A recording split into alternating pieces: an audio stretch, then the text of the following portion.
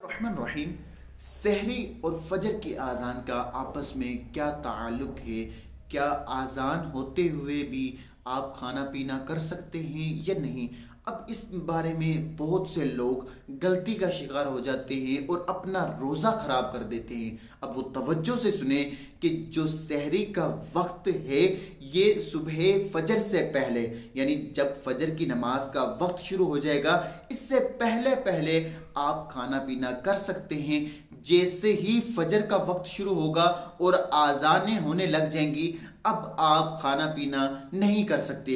बाज़ लोग इस तरह करते हैं कि आज़ान हो रही होती है और वो खा रहे होते हैं और कहते हैं कि जब जो है आज़ान ख़त्म होगी उस वक्त सहरी का वक्त भी ख़त्म होगा।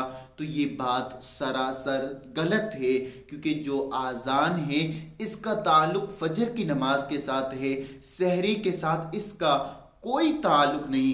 तो आप एहतियातन अगर 2-4 मिनट पहले ही खाना पीना छोड़ देंगे तो आपका रोज़ा जो है बरकरार रहेगा। और आपके लिए ये एहतियात है कि आप 2-4 मिनट पहले ही खाना पीना छोड़ दें, क्योंकि आपने पूरा दिन जो है भूखा रहना है, ना खाना है ना पीना है। अगर आप 2-4 मिनट पहले भी छोड़ देंगे तो आपका रोज़ा बच जाएगा।